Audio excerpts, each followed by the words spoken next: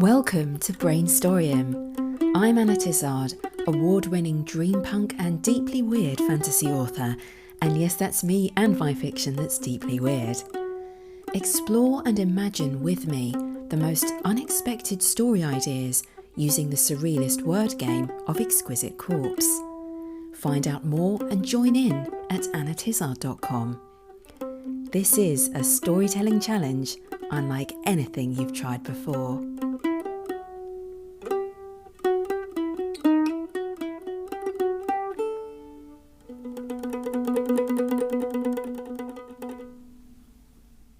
Hello, imaginative people. I'm Anna Tizard, and this is episode 107 of Brainstoryum.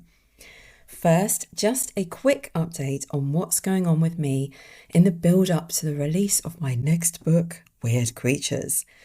This morning, at the time of recording, I have just submitted my request to my cover designer, Emily, at Emily's World of Design. It feels like a major milestone for me. I had to write the blurb for this part. I am not good at writing blurbs. It only remains for me to finish editing the manuscript by the end of May so I can send it off to Heather, my editor. It's all happening, people. Those who are subscribed to my email list, which anyone can join at annatizard.com, just don't forget to hit that confirm button when it lands in your spam. You will see the early concepts and design options that Emily will produce probably within a few days of the release of this show, because I'm recording in advance. I have very specific ideas this time, which I think is always helpful for a cover designer. But I think Emily's main challenge this time round will be the length of the title, because I'm going to extend it beyond just Weird Creatures. More on that next time. In fact, in the next show, I'll be announcing the contributors of words that made the Exquisite Corpses that inspired the stories in the book, because it is jam-packed full of stories told by the narrator, the tea witch Eswilda. All will be revealed next time.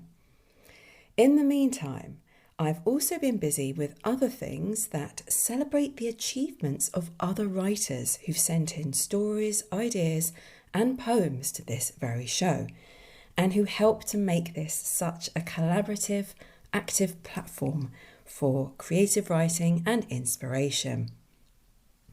Back in March, the Spotlight Indie team at spotlightindie.co.uk got in touch with me saying they were looking for articles that feature other indie authors. So, indie authors promoting other indie authors.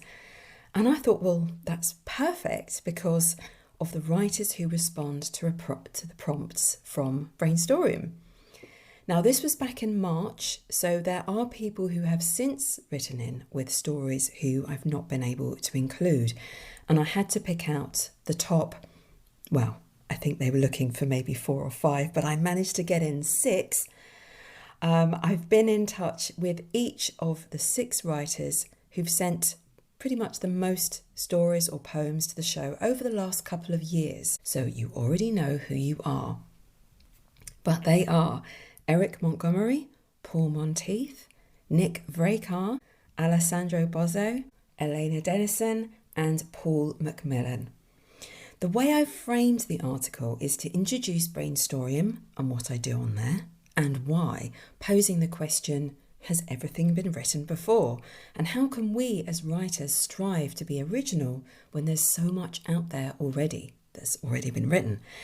I talk about my addiction to surprises, how creativity loves a playful state of mind, which is kind of the atmosphere I try to draw you into on this podcast.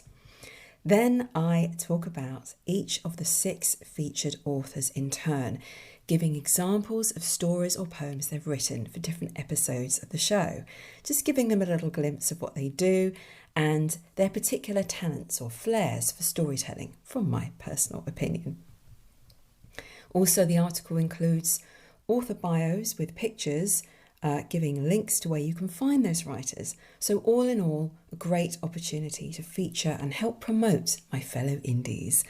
and a small way to say thank you for making this show what it is, because it still gives me goosebumps to realise that I've helped inspire you to write something you might not otherwise ever have written. The article is now live on the Spotlight Indie website. The link is in the show notes, but if you Google Spotlight Indie plus Anna Tizard, you'll probably find it easily enough. This is also a kind of stepping stone to the launch of Brainstoryum Emporium, a new webpage, which I know I have talked about a few times, where I will feature authors who've had their Brainstorium-inspired stories or poems published, with links to find those publications. The page is up. It exists. It just has a coming soon message on it.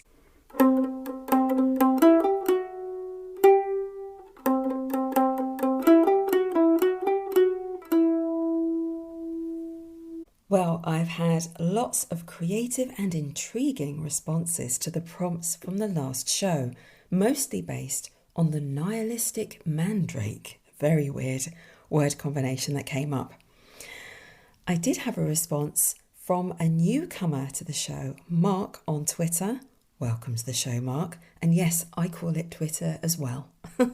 Mark wrote, "When a desperate apothecary unearthed a mandrake by moonlight, he approached trembling, his ears stuffed loosely with spent candle wax. The mandrake sighed, 'Not another one.' The apothecary pulled, soil loosened. The infamous scream rang across the field, long, terrible, unnatural. The apothecary collapsed, weeping into the mud. 'What does it mean?' he whispered. 'What dreadful truth have you seen beneath the earth?' The mandrake stared at him with small, wearied eyes. 'That everything dies,' it said. 'Most things are forgotten. And somehow people still insist on attending harvest festivals.' The apothecary blinked. 'That's it?' 'That's it.'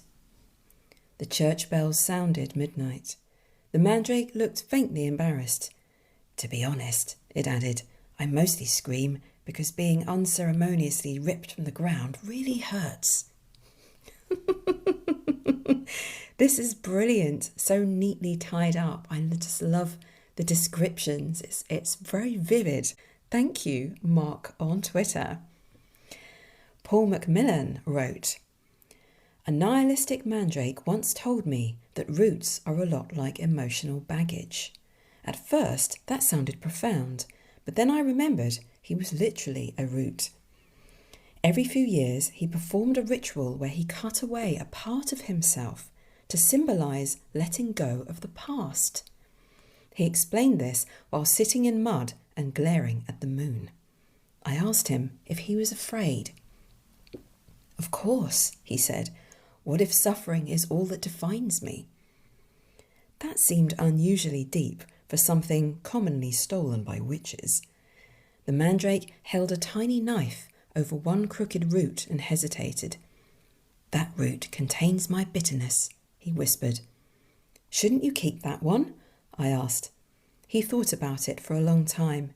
'You know,' he said, 'without bitterness, I might actually become pleasant.' Neither of us liked that possibility. Still, he cut the root away. For several minutes he screamed so loudly that nearby owls flew into trees seeking shelter. Then he sat quietly. Finally, he sighed and said, 'I feel lighter.' That's when a rabbit ran past, carrying the severed root in its mouth. The mandrake stared at it for a long moment before saying, 'Honestly, that feels metaphorical.' Sometimes growth is beautiful, and sometimes it's just a rabbit stealing your bitterness."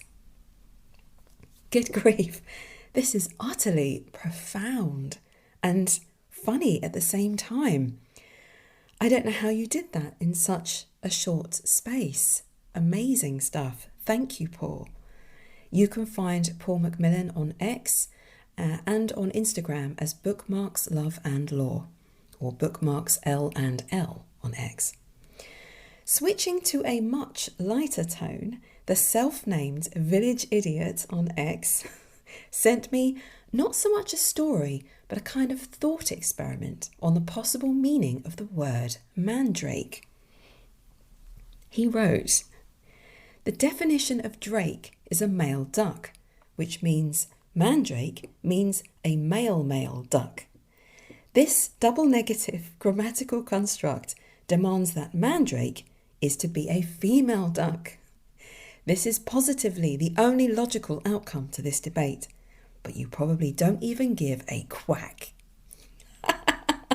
Thank you, village idiot. There is always room for humour on this show and a bit of wordplay. Sometimes words just get stranger and stranger the more you pull their meanings apart. Paul Monteith wrote a story based on the combination of the shadowy guard and the nihilistic mandrake. Those two came up in the same Exquisite Corpse, if you remember from the last show. He wrote, "A guard carried a potted mandrake along a corridor. 'Murder mandrake, finally behind bars,' the guard said. Mandrake leaned in to listen, for the guard's voice was as insubstantial as a phantom. 'I'm no murderer,' he replied. 'I didn't kill intentionally. A serial killer is motivated by control and psychological issues. I'm unclouded by conscience or delusions of morality. I kill with indifference. The victims just happen to be in my way.' 'You think you are better because you kill without emotion?' hushed the shadow, his voice as thin as a light breeze. 'I merely removed obstacles impeding my progress.' Mandrake noticed that it wasn't just the guard's voice that was thinning.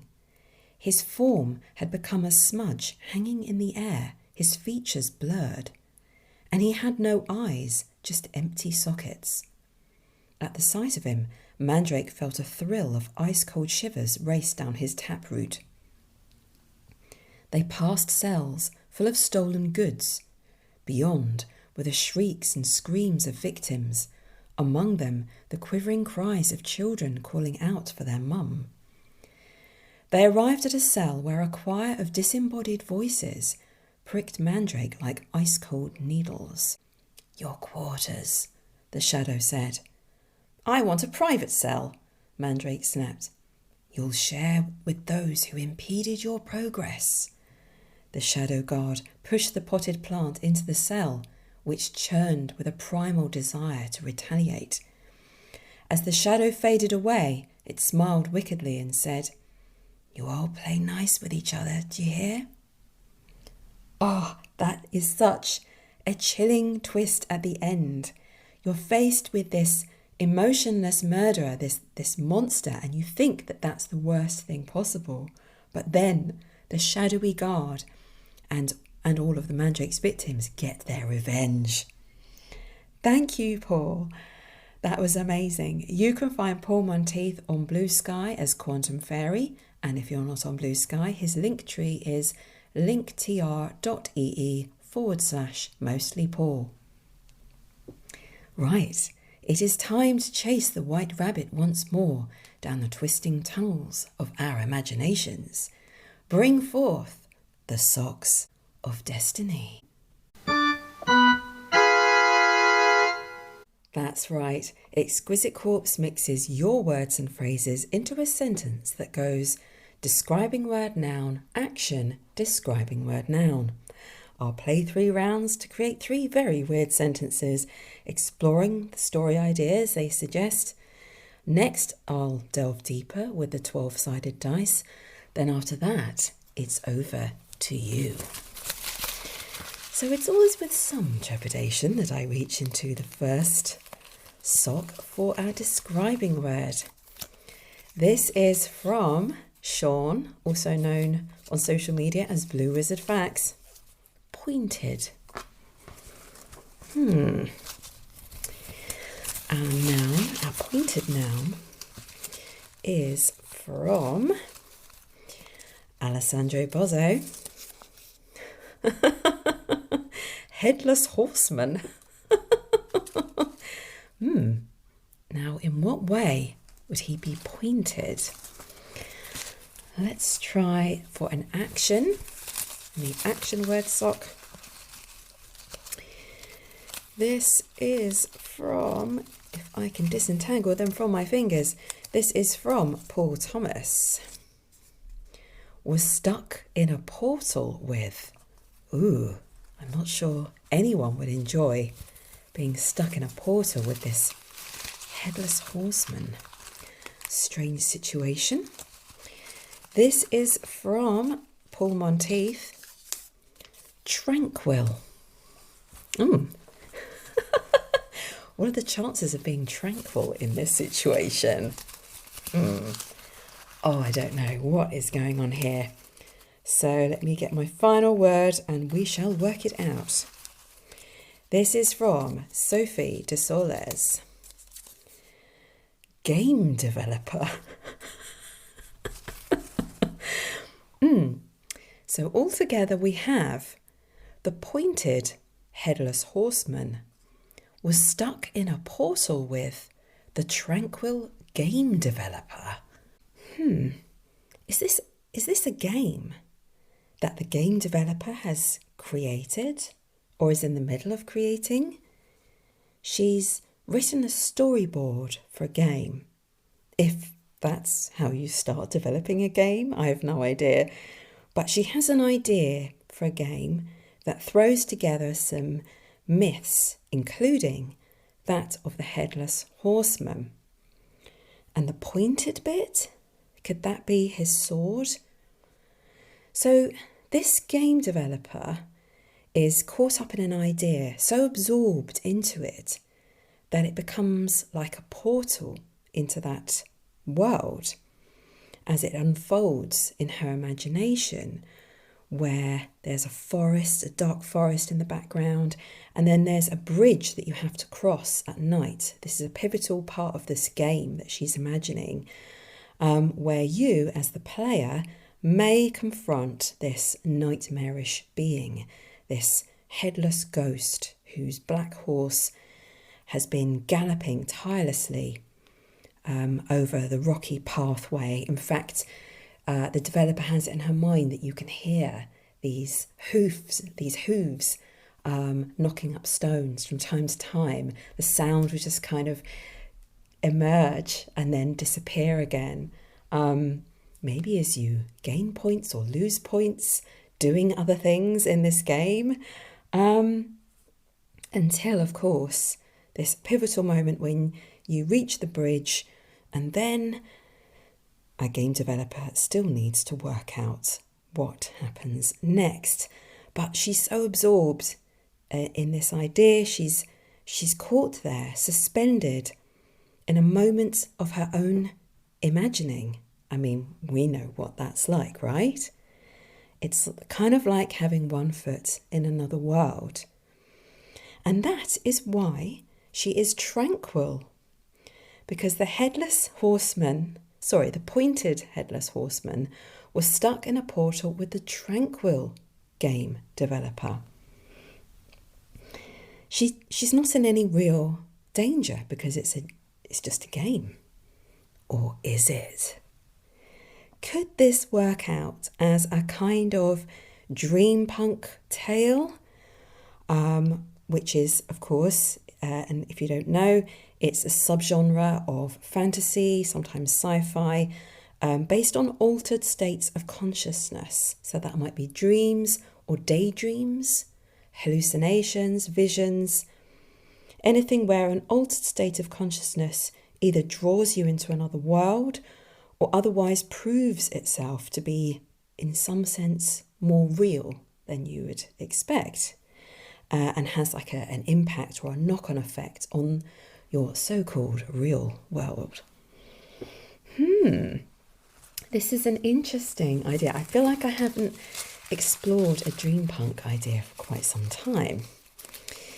Anyway, let's move on to our second Exquisite Corpse. Our first word is from Paul Monteith. Fruminous. So I had to look this up. It is in fact an adjective coined by Lewis Carroll in the Jabberwocky poem to mean extremely angry, as in the fruminous Bandersnatch. We don't normally have nonsense words. We don't normally need nonsense words, but hey, why not? This is from Anonymous. Now I had to look this up. I had to look up how to pronounce it as well. It is Ben-nia or Bania. It's Scottish Gaelic for a washerwoman, who is thought to be an omen of death in Scottish mythology. So Ben-nia, the fruminous, fruminous, or what did it mean again? Extremely angry. So extremely angry, Ben-nia or washerwoman. Because I think as the mythology goes, this washerwoman is cleaning the clothes from their blood stains. It's the clothes of someone who's about to die. So it's sort of ominous of, you know, who's going to die next kind of thing. A bit like the banshee in Irish mythology. So you don't really want to come across an angry one. That doesn't, well, you don't want to come across one at all. So our action is from Alessandro Bozzo. Ooh, granted a singular wish to. Wow. Would you want a wish from this scary, angry washerwoman, whose very vision may mean your death? Next word is from Paul Thomas. Shallow. A shallow character. Ooh, someone who would be quite content to get a wish at the risk of it being from this angry washerwoman. Right, final word is from VJ Wild. Crow. Good grief. We have the fruminous, or very angry, Ben-nia, or washerwoman, granted a singular wish to, the shallow crow. Okay, I think I'm going to need some green tea before we venture into this one, really. So let me just give this a stir.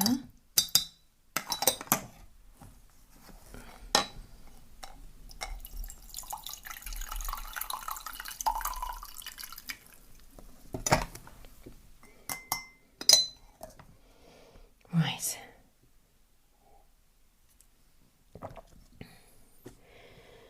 Okay, so reading this again.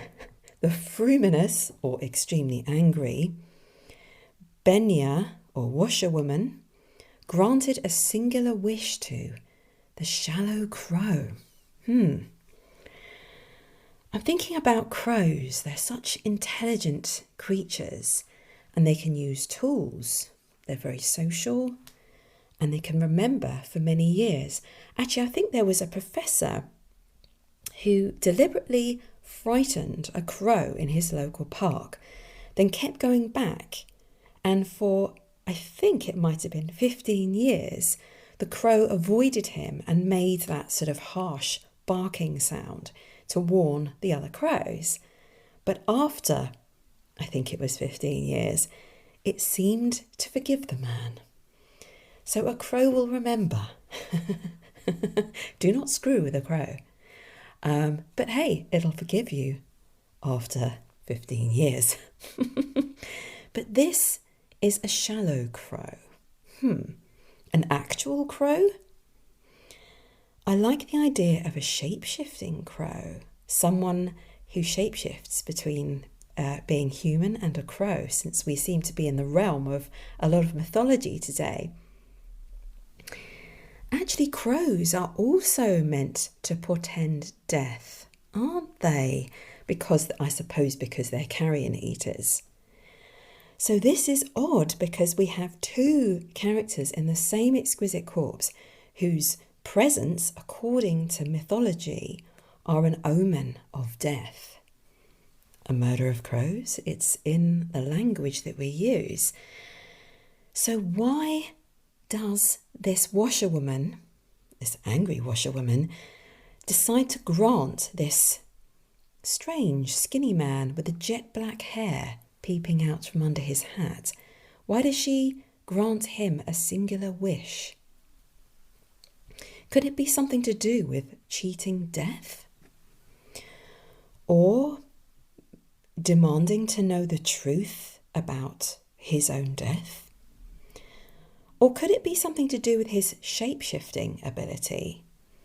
Has he been cursed into this situation where maybe it's involuntary now, where he can't stop himself shifting back and forth between human and crow? Or maybe there's something that causes it to happen, a bit like a full moon for a werewolf. Does he now want to remain human permanently?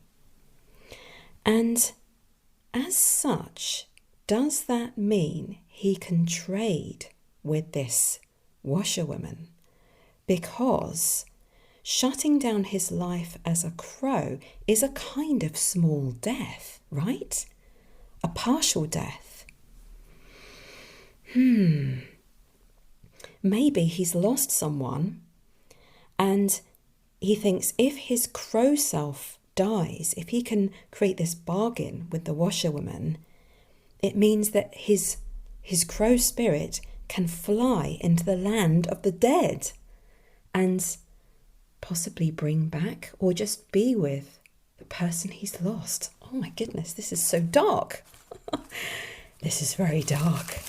It's all very dark. You think about it, the previous one was the headless hunter. Okay, so last Exquisite Corpse. Let's see if something lighter might come along. This is from Paul Monteith, Cacophonous. Okay, so what or who was making a racket? This is from Alessandro Bozzo. Calligrapher. Ooh, I can't imagine a calligrapher making a lot of noise. The scratchy of his pen against the paper. This does not seem like a cacophony. Let's see what is happening. Here's an action. This is again from Alessandro Bozzo. Mangled a cheesecake with. Okay, so we are in more light-hearted territory now. Oh my goodness. Right, next word is from VJ Wild, luminous. Okay, final word. Oh my goodness. This is from Paul Monteith.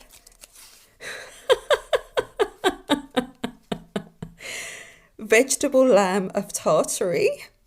So I did not know about this. I thought you were making up words, Paul Monteith, but no. As ever, I learn from my listeners. I learn whole new things. This is a medieval zoophyte, which means half plant, half animal, believed to grow in Central Asia. So I think it's vegetable lamb of Tartary. It's kind of like a lamb born from a plant, which is extremely peculiar and kind of says something about when science was young, and people saw strange things or plants in countries that they just weren't familiar with at all, and they started making up very strange stories. Okay, so altogether, the cacophonous calligrapher mangled a cheesecake with the luminous vegetable lamb of Tartary. Okay, so this wins the prize of the most ridiculous exquisite corpse of the show, and possibly for some time. Well, I'm struggling to put it all together in my head. So let's just take a look at one part and then another part. Luminous. The luminous vegetable lamb of Tartary. It sounds like, it makes me think of a very weird painting that you might find in the Tate Gallery, I guess. Not so much the National Gallery, that's more historical stuff. Do they have a surrealist section? A glowing half animal, half plant? A lamb born of a plant and it's glowing? Some kind of hallucinogenic vision of a painter who's been ingesting too much coffee and possibly something else and playing Exquisite Corpse at the same time. So is this a painting that is part of a gallery presentation?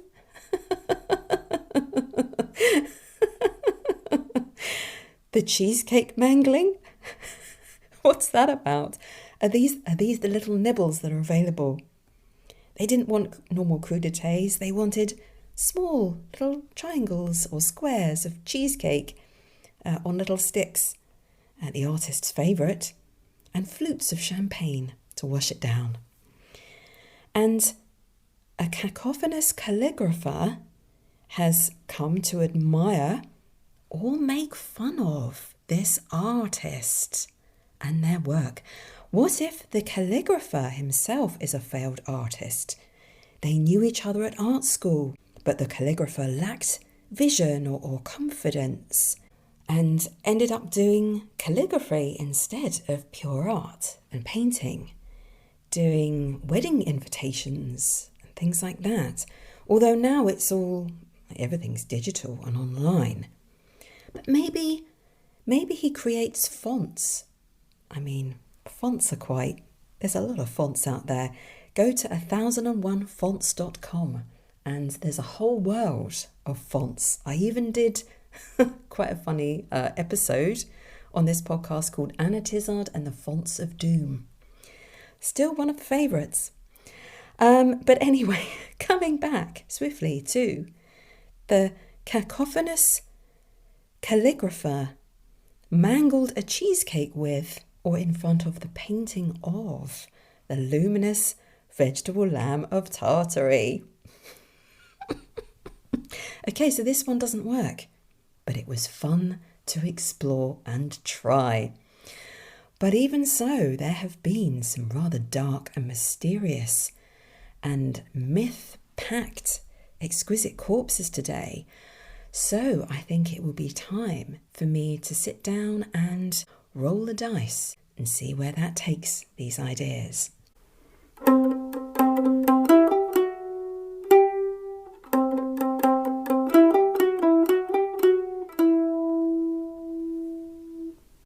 Oh, but which one shall I choose?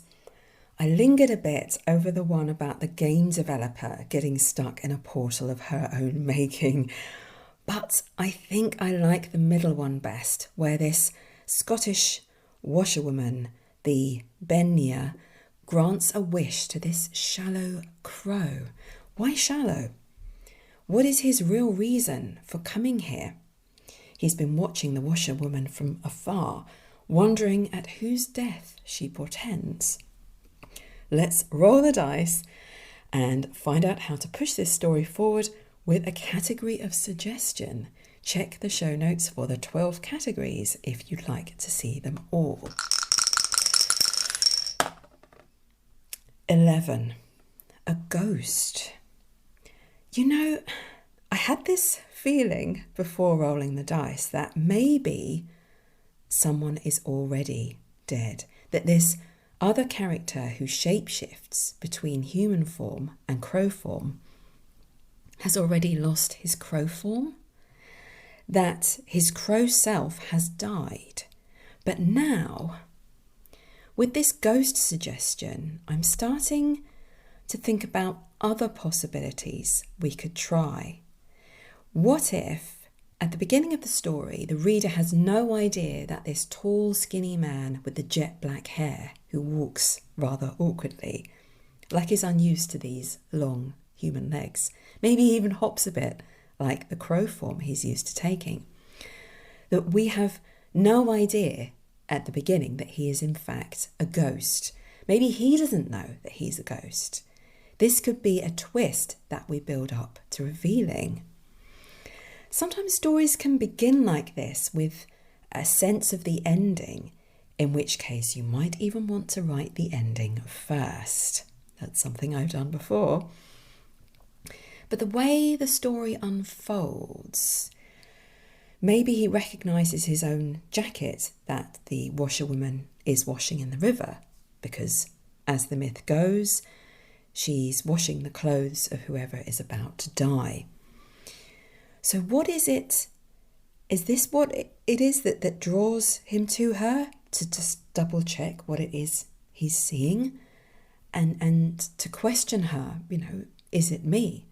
Does he want to know how long he has left?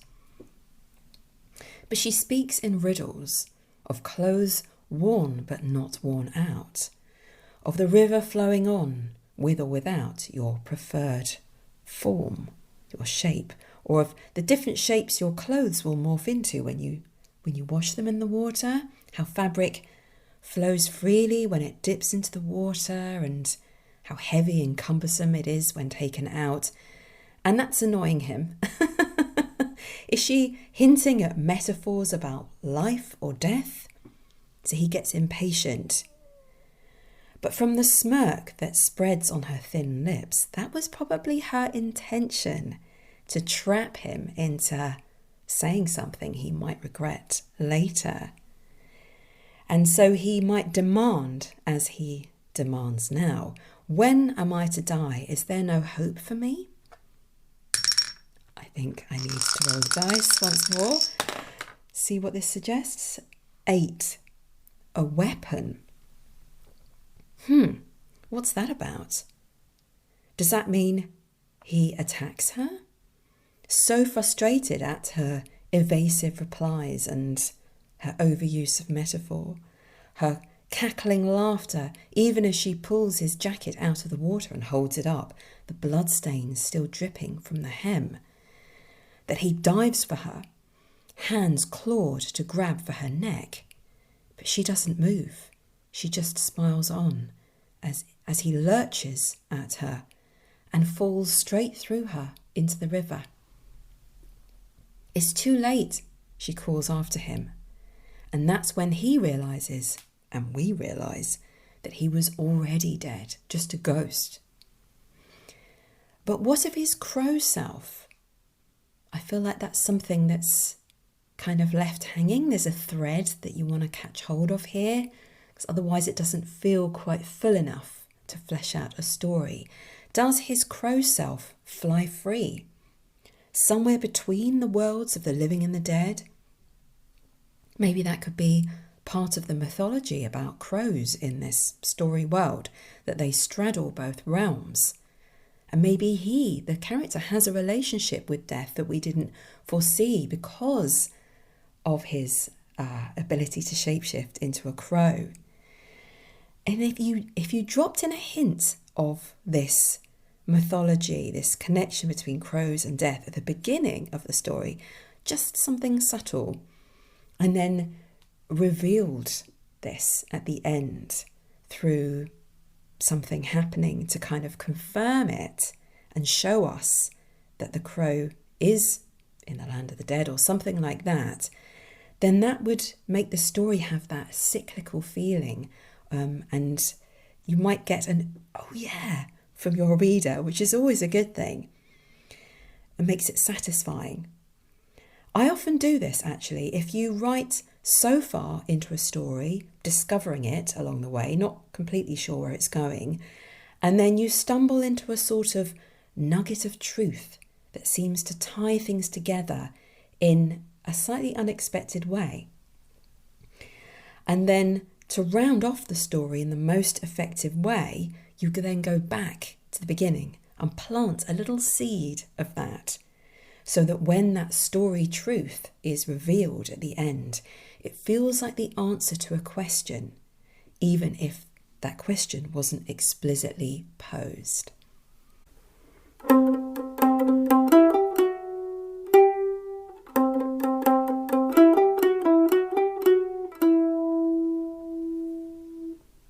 Right, well, we've had some intriguing word combinations come up today, from the pointed headless horseman, the tranquil game developer, the cacophonous calligrapher.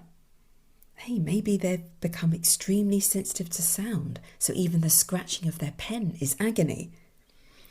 But the ones that I like the most are the fruminous or extremely angry, Ben-Nia or ominous washerwoman who grants a wish to the shallow crow, although I didn't really explore why the crow was shallow per se.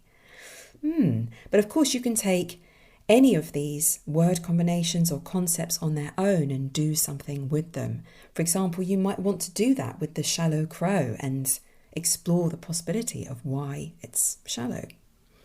You know what to do. Go to annatizard.com, hit the submit button on any page footer and give me up to 250 words on any of these prompts. There is, on that page, there's an option to type in which prompt you're responding to.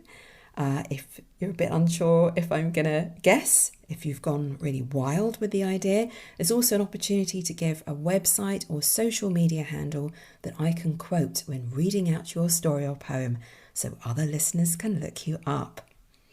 And last but not least, some publishing opportunities. Cryptic Frog Publishing has a quarterly lit mag, but it is now accepting submissions for its first ever anthology, tentatively entitled Endless Archives, Entrancing Tomes.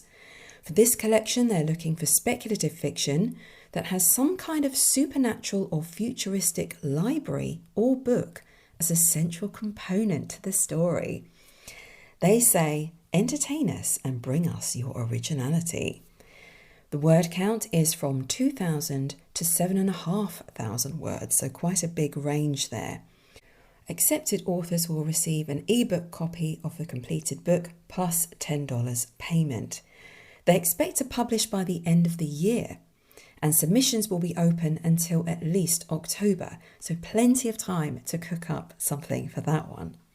See their website for the full prompt and examples of the type of thing they're looking for at crypticfrogpublishing.wordpress.com. Story Unlikely is a monthly e-zine showcasing fiction and creative non-fiction, and this year they've started to produce an annual anthology in print. You can become a member for free and they will email you an e-zine once a month. There are also paid memberships where you get more. They have just reopened for general submissions, and this open period runs from the 14th of February all the way to the 14th of October. So again, it's quite a broad time limit. They pay 8 cents a word or 1 to 2 cents a word for reprints. Their upper word limit is 7,500 words for both fiction and creative non-fiction. All featured stories are professionally illustrated by real human artists. They do have some quite gorgeous looking covers, so worth having a little look. Go to storyunlikely.com. And as you've probably guessed, I don't have any personal experience of these publishers, and I'm just reading out what I've come across in the wilds of the internet.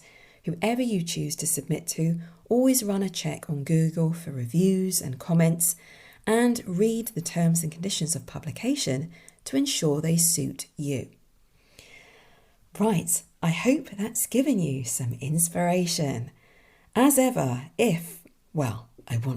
when you publish any story or poem that was sparked by a prompt on the show, tell me about it pronto, and I will feature you on Brainstoryum Emporium, as well as obviously giving you a shout out. Until next time, go forth and be inspired. I hope you enjoyed today's Brainstoryum. You can find out more about Exquisite Corpse and my series, The Book of Exquisite Corpse, at annatizard.com. Subscribe to my e-newsletter and you'll get Volume 1 for free. And while you're there, why not submit a few words to the Socks of Destiny on my play page? You may inspire me or inspire yourself to write a unique new story.